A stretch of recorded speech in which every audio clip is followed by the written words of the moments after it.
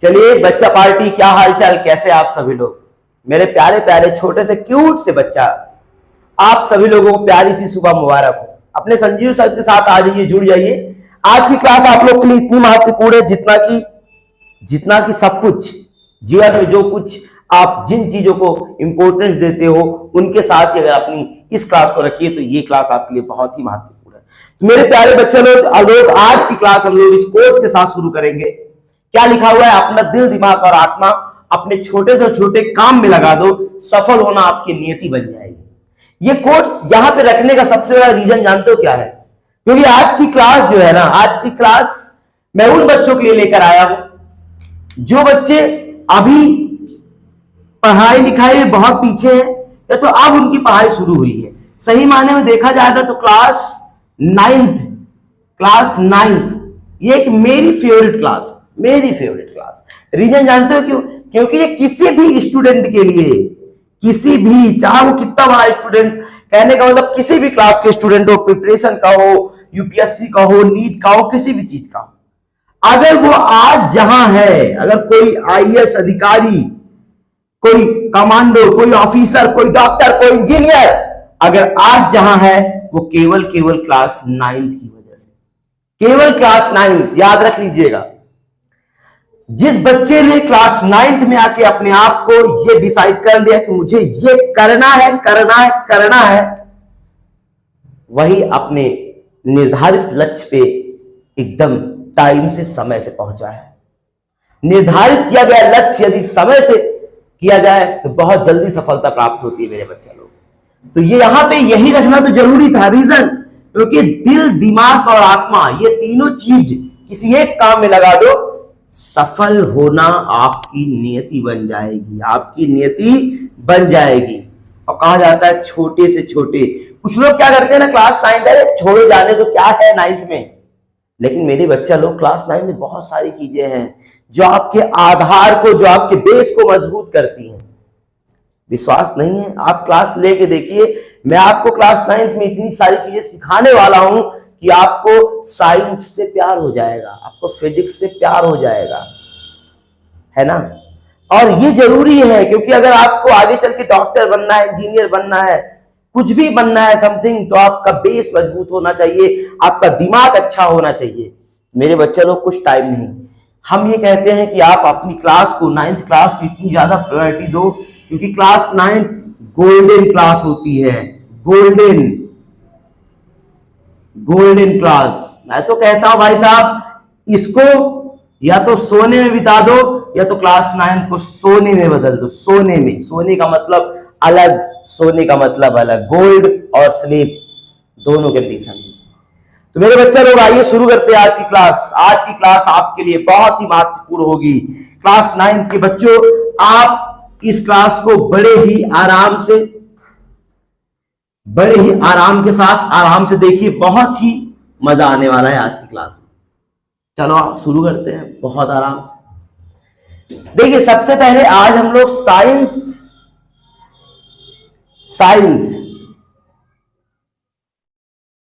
Science यानी भौतिक विज्ञान,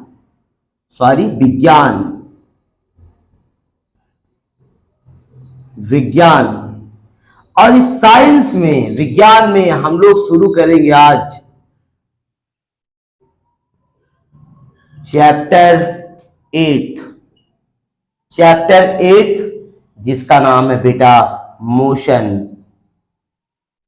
मोशन यानी गति।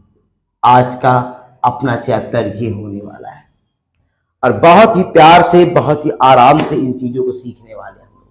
तो चैप्टर जो 8 है बेटा, चैप्टर 8 मोशन, इसको हम लोग स्टडी करते हैं। मोशन की स्टडी यानी इसका अध्ययन किया जाता है बच्चे लोग। मोशन, गति का अध्ययन हम लोग करते हैं यांत्रिकी में। कहां?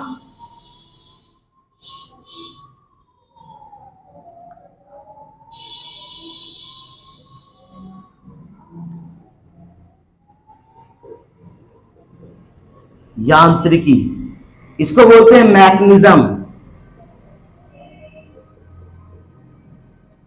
मैकेनिज्म। याद रखेंगे बेटा लोग, अगर कोई आपसे पूछता है कि क्या मोशन यानी जो चैप्टर 9th के रखा गया है 8th चैप्टर, उसको गति कहते हैं, गति का अध्ययन हम साइंस में किस ब्रांच के अंतर्गत करेंगे, किस शाखा के अंतर्गत करेंगे, तो आप बोलोगे क्या, यांत्रिकी। क्या बोलेंगे बेटा, यांत्रिकी विज्ञान की वह शाखा है। लिखना चाहो तो लिख लेना इसमें कि यांत्रिकी विज्ञान की वह शाखा है, विज्ञान की वह शाखा है, वह शाखा है जिसके अंतर्गत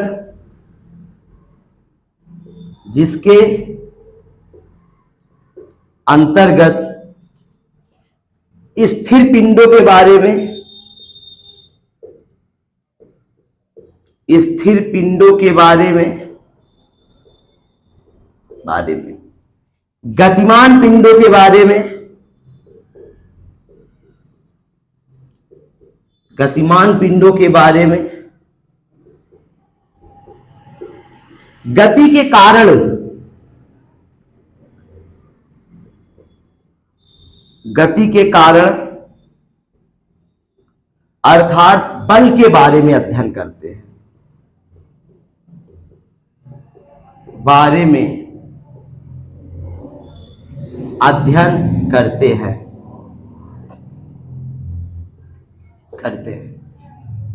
और ये चैप्टर आता है भौतिक विज्ञान के अंतर्गत। ये जो साइंस का चैप्टर है यांत्रिकी, ये आता है भौतिक विज्ञान के अंतर्गत, यांत्रिकी। तो यहां पे देखिएगा यांत्रिकी के जो पिता हैं मैकेनिज्म के, हम कह सकते हैं फादर ऑफ फिजिक्स, कौन है, sir Isaac Newton. Father of physics कौन है, सर आइजक न्यूटन। याद रखेंगे यांत्रिकी में मैकेनिज्म में हम लोग क्या करेंगे बेटा, स्थिर पिंडों के बारे में, जो पिंड रुके हुए होंगे, जैसे कोई भी ऑब्जेक्ट है, मान के चलो ये मारकर यहां पे रख दिए, ये रुका हुआ है ना, रुका हुआ है तो कोई ना कोई इफेक्ट है जो कि इस पे लग रहा है, कोई ना कोई फोर्स इस पे अप्लाई हो रहा है जिसके कारण ये रुका हुआ है, स्थिर अवस्था। तो ये क्यों रुका है, किस कारण से रुका है, इसके बारे में। गतिमान पिंडों के बारे में, कोई भी ऑब्जेक्ट गति कर रहा होता है उसके बारे में पढ़ते हैं। और गति के कारण, गति किसके कारण होगी, तो क्या है बेटा, बल के कारण। तो हम लोग बल के बारे में अध्ययन करते हैं। समझ में आया कि नहीं आया बच्चे लोग। तो यांत्रिकी क्या होती है, विज्ञान की वह शाखा है जिसके अंतर्गत हम स्थिर पिंडों के बारे में, गतिमान पिंडों के बारे में, गति के कारण अर्थात बल के बारे में अध्ययन करते हैं।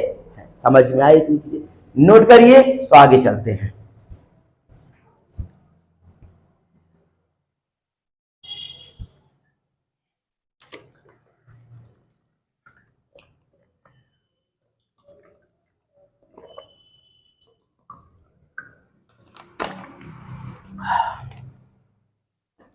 चलिए, हो गया होगा बच्चा लोग। चलो इधर देखो, अगर हम देखें बेटा तो यांत्रिकी के कुछ भाग होते हैं बच्चा, यांत्रिकी के कुछ भाग होते हैं। एक भाग होता है स्थैतिकी, स्थैतिक, इसको स्टैटिक्स बोलते हैं, स्टैटिक्स बोलते हैं। एक होता है बच्चा गतिकी, इसको बोलते हैं डायनेमिक। अब एक होता है बेटा शुद्ध गतिकी, शुद्ध गतिकी, काइनेमेटिक।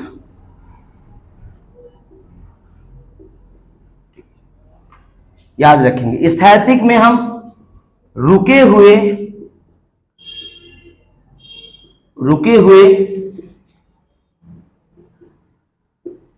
पिंडों के बारे में पढ़ते हैं, बारे में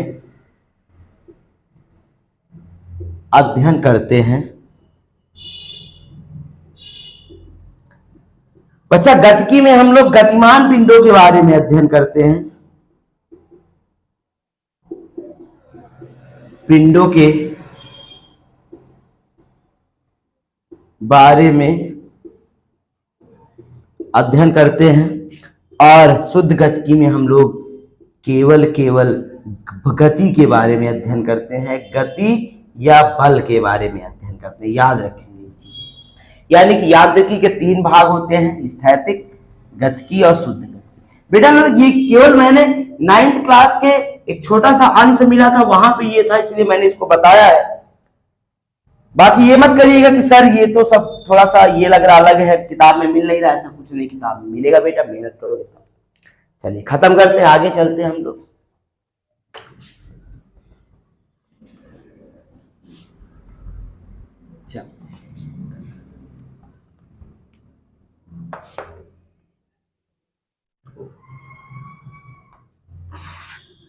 मेरे बच्चे लोग लाइट कट गई है, थोड़ा सा वेट करिए, लाइट आ जाने दीजिए तो हम लोग जो है क्लास को शुरू करते हैं, ठीक है? वेट करते हैं, वेट।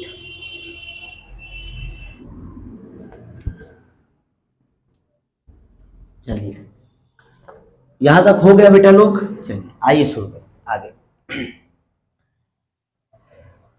सबसे पहली हेडिंग डालिएगा बेटा मूल बिंदु।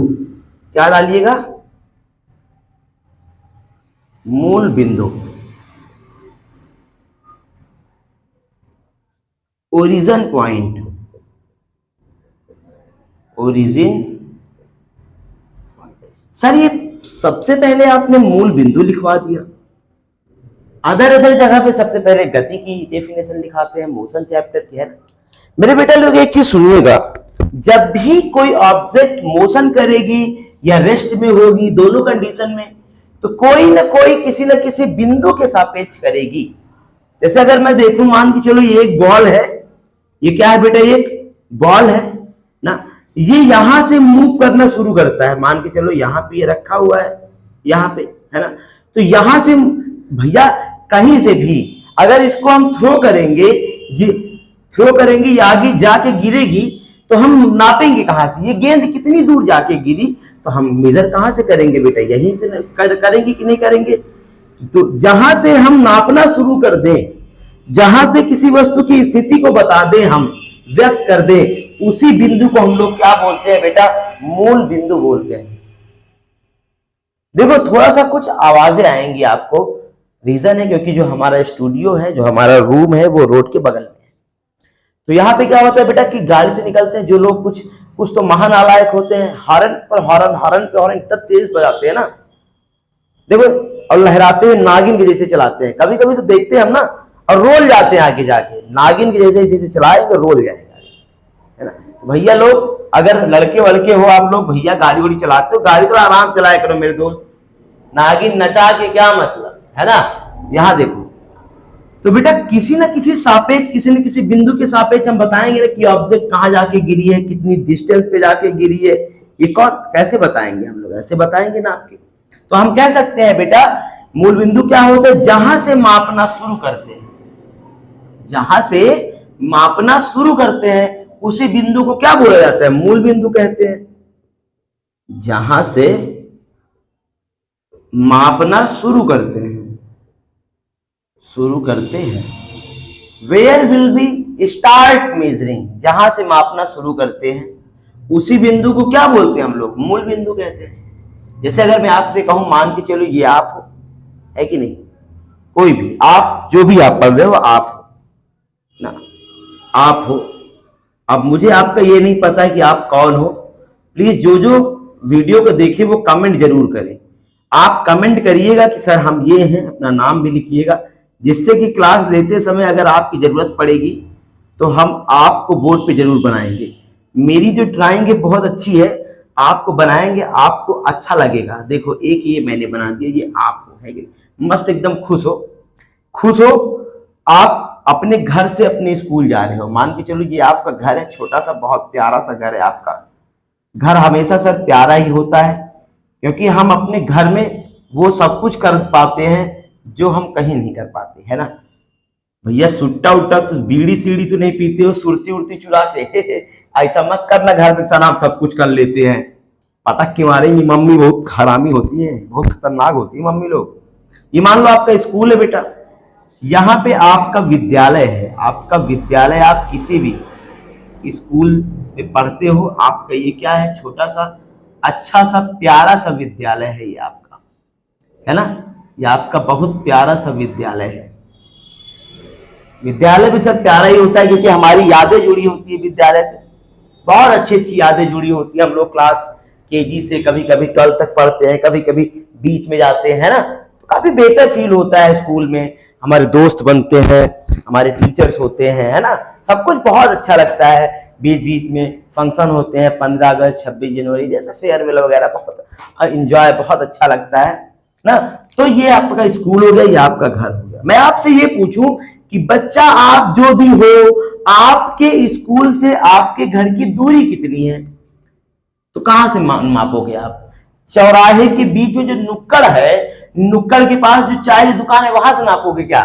आप कहां से नापोगे? आप नापोगे अपने घर से कि नहीं? कहां से नापोगे? सर हम अपने घर से स्कूल की दूरी 3 किलोमीटर है। बहुत सही, गुड बेटा। तो आपका मूल बिंदु कहां है? आपके घर में, जाहिर सी बात है। आपने कहां से मापा? अपने घर से, है कि नहीं? तो क्या है बच्चा, आपका मूल बिंदु कहां है? इस बिंदु से आपने नापा अपने घर से। तो हम कह सकते हैं जिस बिंदु के सापेक्ष, इसकी एक और परिभाषा लिख लो, क्या बोल सकते हैं हम लोग? जिस बिंदु के सापेक्ष, जिस बिंदु के सापेक्ष सापेक्ष किसी भी वस्तु की स्थिति को व्यक्त किया जाए, व्यक्त किया जाए, उसी बिंदु को मूल बिंदु कहते हैं, मूल बिंदु कहते हैं। आई बात समझ में कि नहीं? बेटा नोट में लिख लेना, इसे हम लोग ओ से प्रदर्शित करते हैं, इसे ओ से प्रदर्शित करते हैं। समझ में आया? नोट करो इसको। चलते हैं आगे हम लोग। बेटा हो गया होगा नोट? वीडियो को रोक के नोट कर लिया करिए आप लोग, है कि नहीं? चलो हेडिंग डाल देंगे निर्देशांक अक्ष।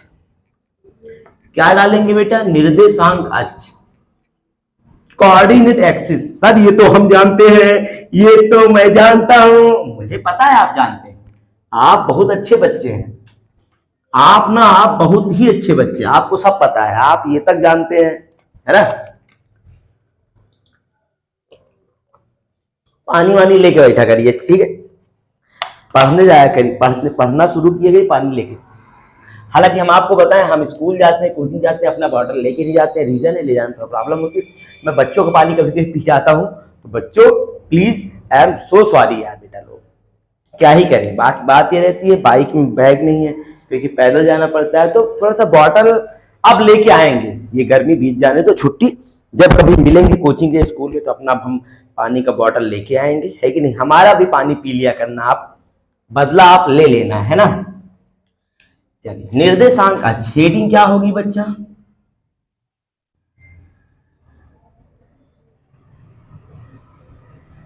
निर्देशांक अक्ष, इसको बोलते हैं कोऑर्डिनेट एक्सिस। कोऑर्डिनेट एक्सिस होता क्या है बेटा? सुनिएगा मेरी बात आराम से। मान के चलो ये मूल बिंदु O है, कह सकते हैं मूल बिंदु पर लंबवत खींची गई रेखाएं, मूल बिंदु पर लंबवत खींची गई रेखाएं, मूल बिंदु पर लंबवत खींची गई रेखा। एक ही सुनिएगा, एक रेखा हम ऐसे खींचेंगे, ध्यान से देखना, दिखाई पड़ेगी, दिखाई पड़ेगी। ये पकड़ा, ये लेके आए, देखो ये पकड़े, ये लेके आए ओरिजिन, मूल बिंदु। ये क्या है बच्चा? ये देखो देखो, ये है एक्स एक्सिस, ये है वाई एक्सिस, और ये वाली देखो, ये वाली देखो, ये लेके आए, ये जेड एक्सिस, यानी ये वाली, इसको हम लोग ऐसे खींच देते हैं। ये क्या हो गया? Z axis. तो हम कह सकते हैं बेटा इन तीनों के बीच का जो एंगल होता है वो 90 होता है, समकोण होता है। इसीलिए ये क्या है बच्चा? ये एक कोऑर्डिनेट है, निर्देशांक है। किसका? भौतिक विज्ञान का। आप लोगों ने मैथ में पढ़ा होगा, मैथ वाला कोऑर्डिनेट ऐसे होता है कुछ इस कंडीशन का, है ना। ये ओरिजिन हो गया, ये एक्स एक्सिस, ये एक्स डैश एक्सिस, ये वाई एक्सिस, ये वाई डैश एक्सिस, है कि नहीं? ये पढ़े होंगे आप। तो क्या बोल सकते हैं? मूल बिंदु पर लंबवत खींची गई रेखा है, मूल बिंदु पर लंबवत खींची गई रेखाएं, मूल बिंदु पर लंबवत खींची गई रेखाएं निर्देशांक अक्ष कहलाती हैं। निर्देशांक अक्ष कहलाती हैं। एक चीज बताएं आपको, काम की बात बताएं, ये क्लास उन बच्चों के लिए भी इंपॉर्टेंट है जो बच्चे किसी भी कंपटीशन एग्जाम दे रहे हैं, उनके लिए एकदम बेसिक क्लास। और मैं एकदम क्लास 9th में जो चीजें हैं उसके अलावा भी जो चीज इंपॉर्टेंट है आपके लिए, आपको जानना बहुत जरूरी है, वो सारी चीज आपको मिलेगी। अगर आप बेसिक से एनसीईआरटी पढ़ रहे हैं क्लास 6 से 9th साइंस के लिए, तो आप लोग मेरे चैनल को फॉलो कर लीजिए बच्चा लोग। मैं आपको बेहतर फिजिक्स पढ़ाने की पूरी कोशिश करूंगा। फिजिक्स का इस क्लास 9th और 10th की साइंस पूरी क्लास 10th की फिजिक्स चल रही है, इसमें लाइव पढ़ोगे। अगर आपका ये टॉपिक है, चैप्टर है, तो आप एकदम बेसिक से पढ़ सकते हैं। मैं सारी चीजें सिखाऊंगा। देखो व्यूवर्स और सब्सक्राइबर देख के चैनल पे नाम ना हो, बहुत कम है। रीजन है पता नहीं क्यों, नहीं पता मुझको, लेकिन कोई नहीं, आज नहीं तो कल होंगे, है कि नहीं? होंगे तो है ही भाई साहब, हो चाहे रहो, करना तो है ही है यही काम। अब चाहे सब्सक्राइबर मिले ना मिले, नहीं मिलेंगे, पढ़ाना तो ही है। वीडियो तो ना डिलीट कर देगा यूट्यूब वाला, है कि नहीं? तो पढ़ा ही रहेगा, कोई नहीं, किसी ना किसी तो काम आएगा ही। तो आप लोग देख लीजिए, मजा आएगा पढ़ने में। मूल बिंदु क्या है? निर्देशांक अक्ष कहलाती है। चलो हेडिंग डाल दीजिए सदिश राशि। सर यहां इसको ही पढ़ा रहे हैं? जी बेटा, वेक्टर क्वांटिटी,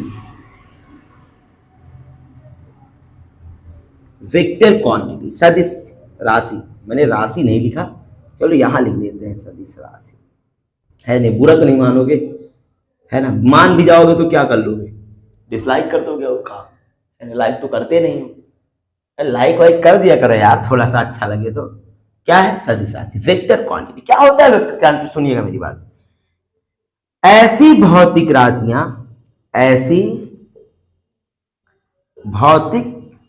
राशियां जिनको व्यक्त करने के लिए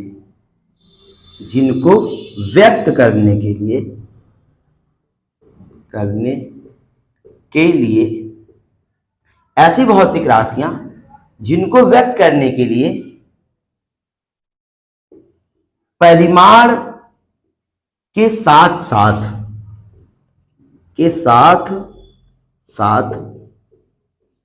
दिशा की भी आवश्यकता पड़ती है। दिशा की भी आवश्यकता पड़ती है, उन्हें सदिश राशि कहते हैं। जैसे बल क्या है बेटा? एक सदिश राशि। रीजन मेरी बात सुनिएगा। जैसे मान लो ये बॉटल है, ये बॉटल दिख रहा है कि नहीं? बॉटल है ना सर, इसको ऊपर फेंकना है। कहां फेंकना है? ऊपर। तो बेटा ऊपर फेंकना है, मैं फोर्स नीचे लगा दूं, क्या ऊपर जाएगा कभी? पॉसिबल है? तो बच्चा लोग आप सुनिएगा, मान के चलो ये नींबू है। सर नींबू रखे हैं, हाँ काला जादू करते हैं। अभी देखना, अभी देखना, करूंगा इसका मैं कुछ ना कुछ जुगाड़ तो करूंगा, नहीं करूंगा शिकंजी पिलाऊंगा मस्त एकदम। ये बॉटल है, ये नींबू है, ध्यान से देखो। अच्छा दोनों को मुझे ऊपर फेंकना है, तो किसमें ज्यादा फोर्स अप्लाई करना पड़ेगा? ईमानदारी से बताओ, किसमें ज्यादा बल लगाऊंगा मैं? सर नींबू में।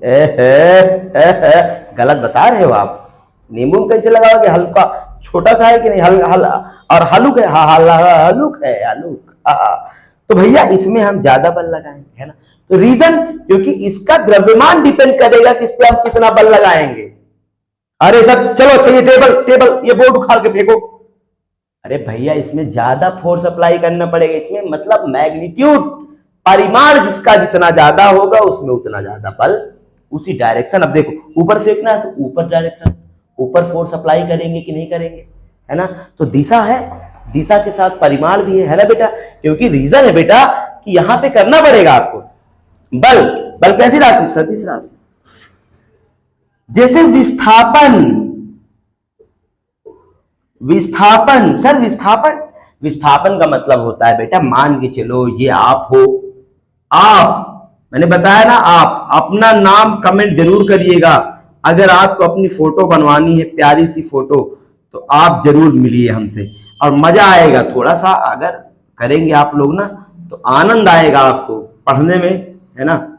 आपके बाल ओल बना दे सर, आप बाल नहीं बनाते हैं ना, सुंदर से बना दे, नहीं तो आप लोग कमेंट नहीं करोगे जो हरामी आदमी हो। तो यहाँ मान लो ये आप हो ना सर, ये केकड़ा जैसे बनाए हैं आप, हाथ पैर हटाइए, मजा नहीं आ रहा है। ये देखो ये मस्त एकदम खुश जा रहा है ना, अपने दोस्त के यहाँ जाएगा। इसका दोस्त मान लो ये है, ये मंगरू घर में बैठे हैं अपने, कुछ कर रहे हैं घर पे बैठ के मस्त एकदम, ठीक है। ये बुलाने जा रहे हैं इनको। तो बच्चा हम पूछे कि आपके दोस्त से, आपका दोस्त कितनी दूरी पे है, तो आप कहोगे सर 300 मीटर दूर है, अभी उसका घर है, अभी हम जाएंगे, है ना। तो आप अभी कहाँ हो, अपने घर पर, अभी कहाँ जाना है, दोस्त के घर पर, दोस्त के घर पर, है ना। तो यहां से यहां आप जा रहे हो, तो डिसाइड हो गया ना कि आप किधर जा रहे हो, कहां तक जाओगे, तो दिशा है कि नहीं है, दिशा डायरेक्शन है। और ये 300 मीटर चलोगे भैया, मान लो 300 मीटर, अब आप थोड़ा सा अजीब टाइप के हो तो 10-12 किलोमीटर चल के जाओ अपने दोस्त के घर, ये भी तो पॉसिबल है ना। तो यहाँ पे मैग्नीट्यूड, ये 300 मैग्नीट्यूड, ये दिशा, तो विस्थापन आ गया कि नहीं। विस्थापन कैसी राशि, सदिश राशि। जैसे वेग, क्या बेटा, वेग, वेग वेलोसिटी, अब वेग भी तो सदिश राशि। मान लो किसी चीज को आप फेंकोगे तो वेग बराबर विस्थापन बटे समय होता है, विस्थापन आया तो भी क्या होगा, सदिश राशि। जैसे त्वरण, त्वरण, त्वरण अभी ये सब नहीं जानते हो ना आप, अभी जान जाओगे त्वरण क्या है, वेग क्या है, विस्थापन क्या है, बल क्या है। थोड़ा धैर्य रखो बेटा, मैंने केवल सदिश राशि की कुछ नॉर्मल सी बात बताइए। त्वरण हो गया, आदि लिख लो, नहीं आप अभी और ज्यादा कंफ्यूज होंगे कि सर जी सब क्या लिखवा रहे हैं, सब समझ में कम आ रहा है। तो बच्चा कोई नहीं, अभी मत समझो, आगे समझेंगे हम लोग, है ना। अभी ये सब समझ जाओगे तो गड़बड़ा नहीं जाएगा माहौल पूरा। हाँ, नोट करो जल्दी से, जल्दी जल्दी नोट करिए। सदिश राशि हो गई। अब पढ़ेंगे आगे हम लोग, खत्म कर दें पूरा। हेडिंग डाल दीजिए अदिश राशि। क्या डालोगे, अदिश राशि। हेडिंग डाल देते हैं हम लोग यहां पे अदिश राशि, अदिश राशि। इसको बोलते हैं स्केलर क्वांटिटी, स्केलर क्वांटिटी। क्या बोलेंगे, स्केलर क्वांटिटी। अदिश राशि क्या होती है बेटा, ऐसी भौतिक राशियां, ऐसी भौतिक राशियां जिनको व्यक्त करने के लिए, जिनको व्यक्त करने के लिए केवल व केवल परिमाण की आवश्यकता पड़ती है, आवश्यकता पड़ती है, दिशा की नहीं, दिशा की नहीं। उन भौतिक राशियों को, भौतिक राशियों को अदिश राशि कहते हैं, अदिश राशि कहते हैं। जैसे एग्जाम्पल, जैसे द्रव्यमान, द्रव्यमान, द्रव्यमान क्या होता है जानते हो ना, जैसे समय, जैसे तापमान, जैसे दूरी, ये सब क्या है, सब अदिश राशि। सर कैसे, मान लो बच्चा आप गए मार्केट, कहां गए, मार्केट यानी बाजार, कहां गए भैया, बाजार गए, है कि बाजार गए आप, और मम्मी ने कहा बेटा 3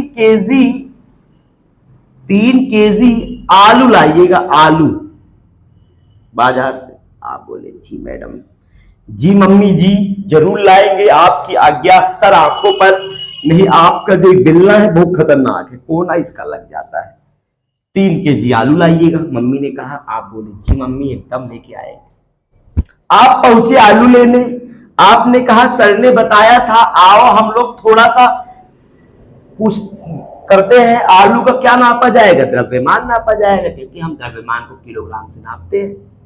जी सर। तो क्या बोलेंगे? मान लो हमने चाचा से कहा, चाचा, आलू वाले चाचा से हमने कहा चाचा ये बताइए हमको 3 केजी आलू दे दीजिए उत्तर दिशा में, उत्तर दिशा में। चाचा का दिमाग भन्ना गया। चाचा ने कहा इधर आओ। कहां से पढ़ के आए? इधर आओ। चाचा इसे झुकाएंगे और जो मुक्का मारेंगे आपको पीठ में कि आप ऐसे अकड़ जाओगे। तो चाचा से बदमाशी नहीं। चाचा ना ना बहुत खतरनाक होते हैं चाचा लोग। चाचा लोग जो होते बहुत खतरनाक, तो झल्लियाए रहते हैं बेचारे। चाची से परेशान, छोटे छोटे चुन्नू मुन्नू से परेशान, और ऊपर से बेचने आए हैं उनसे परेशान। समझ रहे हो? चाचा से बदमाशी नहीं। आलू लेना है उत्तर दिशा में नहीं, झोला लेके जाओ चाचा देंगे। चाचा कहेंगे धुप नालायक, उत्तर दिशा में कौन देगा भाई? अब मैं यहां बैठा हूं, मैं छोड़ तुमको उत्तर दिशा जाऊं आलू देने, है ना? तो भैया द्रव्यमान को नापने में किसी दिशा उषा की जरूरत नहीं पड़ती।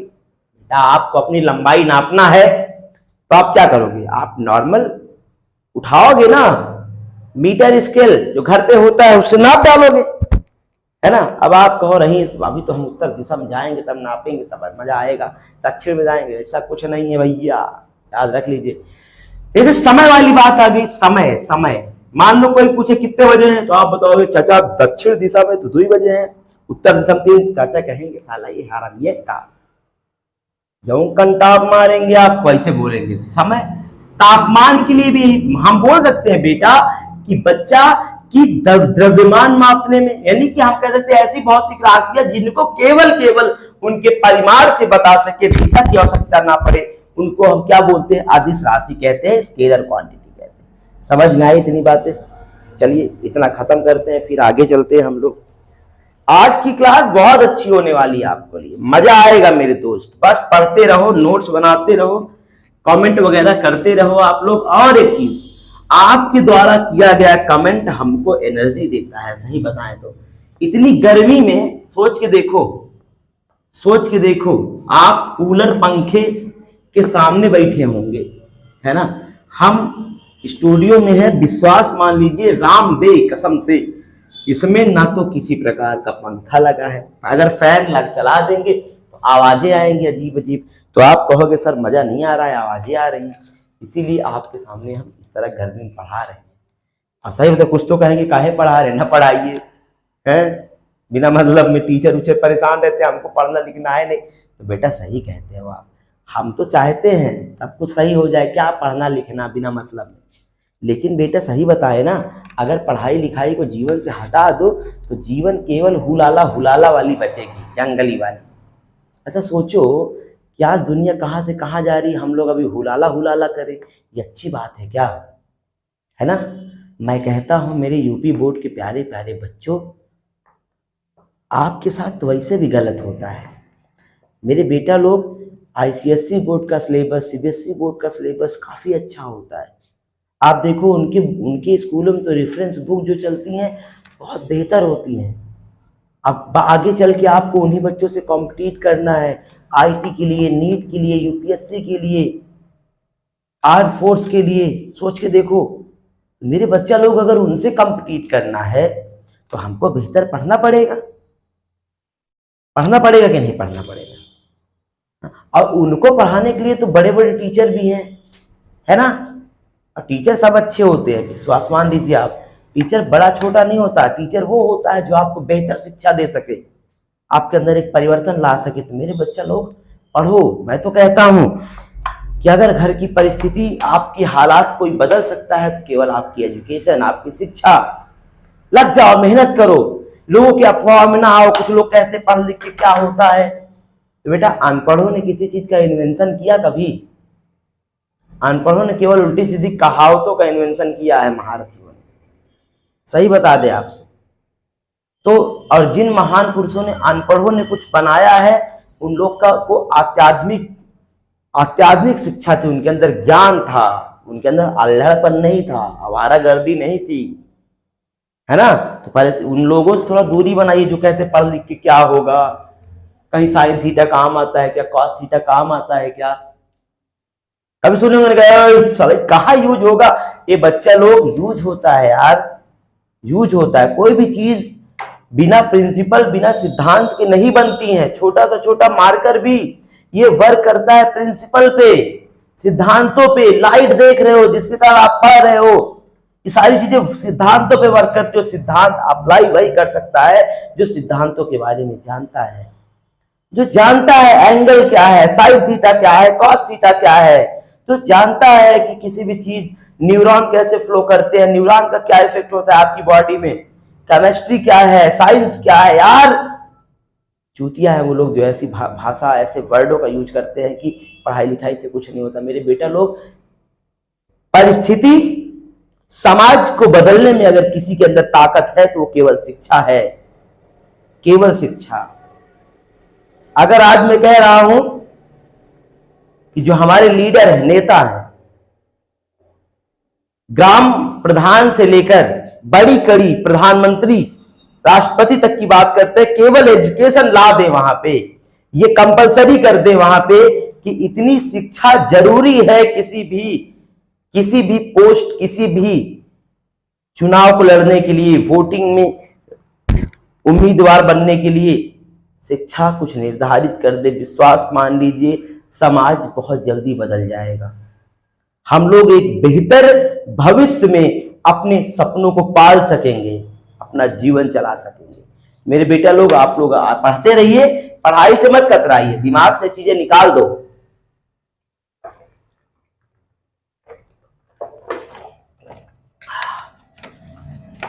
पानी गर्म हो गया, सोचो अभी ठंडा भरे। चलो, तो सबसे पहले हम लोग हेडिंग डालेंगे विरामावस्था। विरामावस्था, rest condition, rest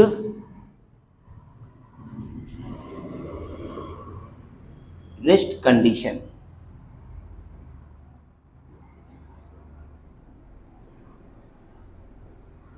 rest condition, विरामा अवस्था। क्या होता है विरामा अवस्था, ध्यान से देखो। आप जहां पढ़ रहे हो बैठ के, उसके सामने कोई एक ऐसी चीज देखिए, जैसे दीवार है या पेड़ है या कुछ भी समथिंग, दीवार तो होगी, उसको देखिए। आप अगर प्रॉपरली वहां पे रोज जाते तो आप देख रहे होंगे कि वो दीवार अपनी जगह पे स्थिर है। या तो दीवार पे कोई घड़ी टांगी होगी, घड़ी देखिए, घड़ी भी अपनी जगह को बदली नहीं। तो हम कह सकते हैं जब कोई वस्तु समय के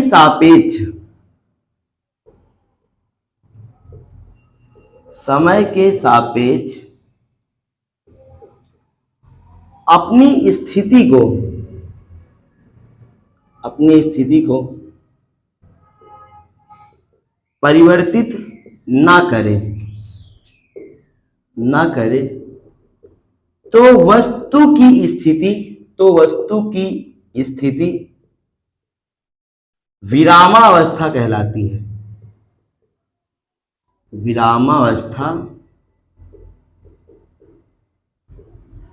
कहलाती है।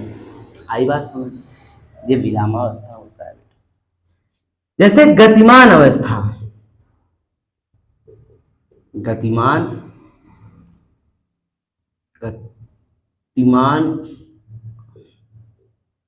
अवस्था। मोशन कंडीशन,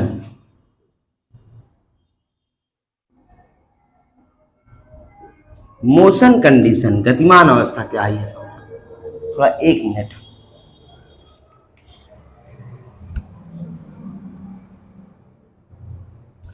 गतिमान अवस्था, मोशन कंडीशन क्या होता है बेटा? जब कोई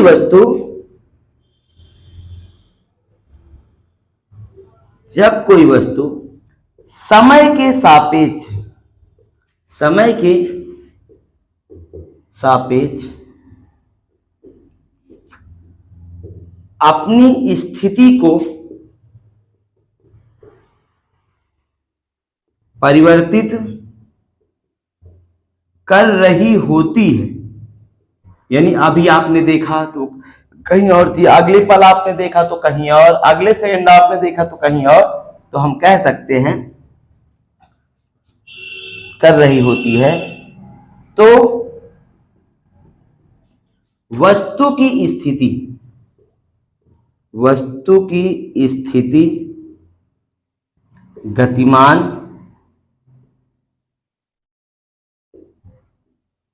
अवस्था कहलाती है। चलिए, ये विरामावस्था और गति, कुछ चीजों पे आइए बात करते हैं। नोट में अगर मैं आपसे बोलूं बेटा, एक चीज सुनिएगा कि ब्रह्मांड में उपस्थित समस्त वस्तुएं, जितनी चीजें आपकी आंखों से दिखाई पड़ती हैं, सभी हमेशा दो स्थितियों में होती हैं।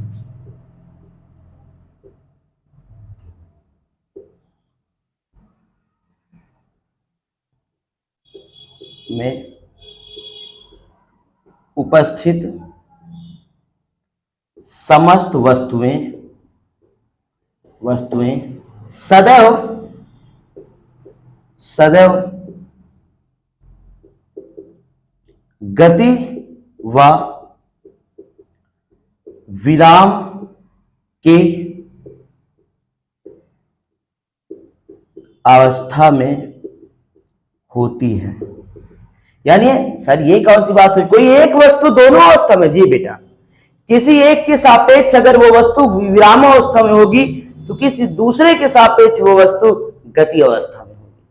अगर मैं बोलूं बच्चा लोग, मैं बोलूं आपसे कि एक इन्वेंशन, एक छोटे से एग्जांपल से हम लोग इसको समझते हैं, तो मेरी बात सुनिए। मान लो बेटा लोग, ये क्या है? ये एक रास्ता है, रोड है ना।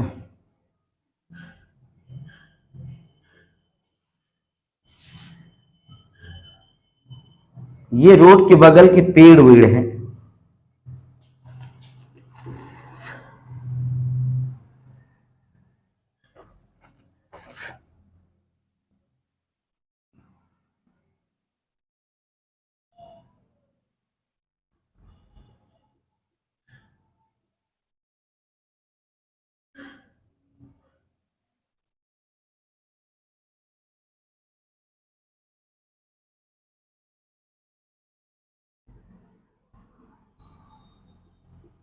सुनिएगा मेरी बात। मान चलिए बस अड्डा है। क्या है बेटा? ये एक बस अड्डा, ये बस अड्डा है।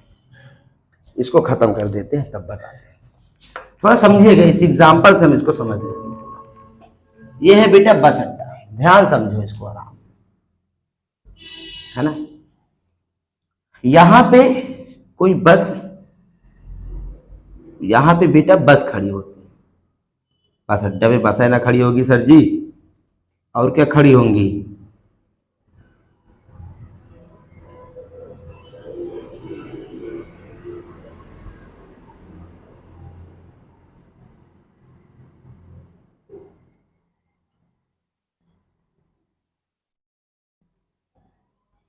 ये ड्राइवर बैठा दिया, ध्यान से देखना, ठीक है। ये बस अड्डा है, ये बस है, ठीक है। अब मान लो ये आप हो। कौन हो? ये आप हो, आप हो, आप है कि नहीं? और ये आपकी मम्मी है, प्यारी प्यारी मम्मी जी। ये हमने साड़ी पहना दिया मम्मी को, ये प्यारी प्यारी मम्मी जी हैं। थोड़ा समझिएगा मेरी बात को आराम से। देखो खुश है ना मम्मी जी? मम्मी जी खुश इसलिए है बेटा क्योंकि मम्मी जा रही मायके, अब मायके जा रही है तो मायके जाने वाली औरतें खुश तो होती हैं, आप अच्छे से जानते हो इनको। देखो कितनी खुश है। और ये आपके पापा जी हैं, हालांकि खुश ये भी है, देखो ये भी खुश है खूब बढ़िया से। ये आपके पापा जी हैं, खुश ये भी है क्योंकि भैया पत्नियां जब पत्नियां जो हैं जब मायके जाती हैं सबसे ज्यादा खुशी पापा लोग को मिलती है, चलो 1-2-4 दिन तो यार सुकून से रहेंगे, नहीं परेशान करे रहती हैं, है कि नहीं। देखो ये ट्रॉली बैग भी लिए हुए हैं कि कई दिन के लिए छोड़ने जा रहे हैं, कल महीने की, आप और आपकी मम्मी। और साथ में आपका छोटा वाला भाई भी है, थोड़ा सा अडंडी टाइप का भाई है आपका, छोटा सा है, और ये उसी पे बैठा हुआ है ट्रॉली बैग पे मस्त एकदम, अब पापा खींच रहे हैं, देखो ये आपका भाई हो गया, है कि नहीं। अब ये पूरा परिवार जा रहा है मायके, आप नानी के यहाँ जा रहे हो, पापा जो है छोड़ने जा रहे हैं बस तक, ये जाएंगे नहीं, अरे इनको तो एंजॉय करना है, इनको संडे सेलिब्रेट करना है, इनको छुट्टी मजा एकदम मजा करना है भाई साहब, ये छोड़ने जा रहे हैं, मम्मी खुश पापा खुश, आप दोनों तो ऐसे मस्त एकदम खुश हो, चलो नानी के यहाँ चलेंगे एकदम बवाल मचा के आए। अब देखो होगा क्या कि जैसे बस अड्डा पहुंचोगे, बस खड़ी रहेगी तो आपको लगेगा पापा पापा बस तो रुकी है, मस्त एकदम बैठते हैं, आपको सारी चीजें रुका रुका दिखाई पड़ेगा, आपको बस के साथ पेड़ वेड़ सब कुछ रुका रुका दिखाई पड़ेगा। आई बात समझ। फिर क्या हुआ, पापा ने कहा बैठा दिया, पापा ने कहा जाओ बैठो जाओ बस पे। अब आप लोग कहाँ बैठ गए बेटा, आप लोग बस पे बैठ गए, पापा ने मम्मी का बैग दे दिया और मस्त एकदम देख रहे हैं, टाटा करने के लिए हाथ उठा लिया। मान लो ये आप हो, ये आपका भाई है, ये मम्मी है, 3 लोग बैठ गए आप, है ना। अब आपका भाई आया, भाई ने टाटा वाटा किया और सीधे जो है निकल गए, पापा चले गए आपके और बस आपकी चली गई।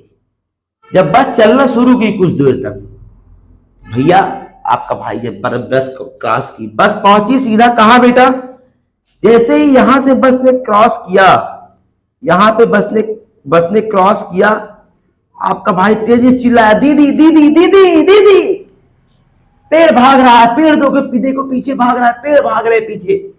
आपने कहा नालायक शांत रहो, बेइज्जती करवा रहा है, पेड़ नहीं भाग रहा है।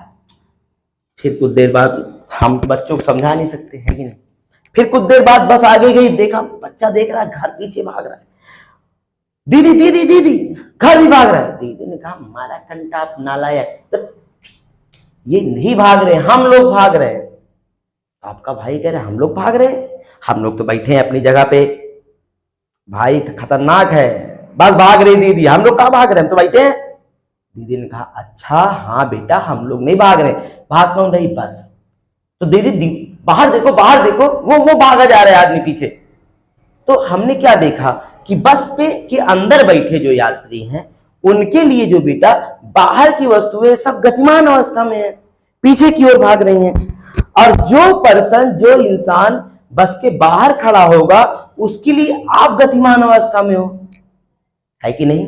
और बस में यदि आप बैठे हो तो आप अपनी सीट पे बैठे हो, अगर सारी चीज को कवर कर दिया जाए, खिड़की वगैरह से आप बाहर ना देख सको और बस में झटका ना लगे एकदम से, तो आपको कैसा फील होगा कि आप एक जगह पे स्थिर अवस्था में। तो समझ में आया ना हमने क्या बोला कि ब्रह्मांड में उपस्थित समस्त वस्तुएं सदैव गति व विराम की अवस्था में होती है, दो अवस्था में होती हैं। एक तो किसी न किसी के सापेक्ष होगी, एक किसी न, जैसे हम लोग हैं, मान के चलो पृथ्वी में सारी चीजें हैं, कुछ चीजें रुकी हैं, कुछ चीज गतिमान है, लेकिन पृथ्वी के बाहर जो इंसान होगा, जैसे कि चांद पे होगा या किसी और प्लेनेट पे होगा, उसके लिए हर एक चीज गतिमान है, क्योंकि पृथ्वी तो गतिमान है कि नहीं है, तो पृथ्वी पर उपस्थित समस्त वस्तुएं भी गतिमान अवस्था में होंगी। तो मेरे बेटा लोग आज की क्लास आप लोग को कैसी लगी, अगर अच्छी लगी हो तो कमेंट करिएगा। मैं आपको बहुत बड़ी वो नहीं, छोटी छोटी क्लासेस, यानी कि एक चैप्टर कम से कम 2 से 3 4 वीडियो में खत्म करेंगे आराम से, लेकिन मजा लेके एकदम बढ़िया से पढ़ेंगे। तो अगर ये क्लास आपको अच्छी लगी हो तो मेरे बेटा लोग प्लीज चैनल को सब्सक्राइब कर ले, लाइक कर दे, अपने दोस्तों तक जरूर शेयर करें। तो दोस्तों मिलते हैं आप लोग से नई क्लास में नई एनर्जी के साथ, पढ़ते रहिए मस्त एकदम, पानी लेके बैठिए क्योंकि गर्मी ज्यादा है। चलिए बेस्ट ऑफ लक, आप लोग का दिन, आप लोग का ये पूरा सत्र बहुत अच्छा जाएगा और आप अपनी जिंदगी में बहुत बेहतर करेंगे। बहुत बहुत धन्यवाद दोस्तों।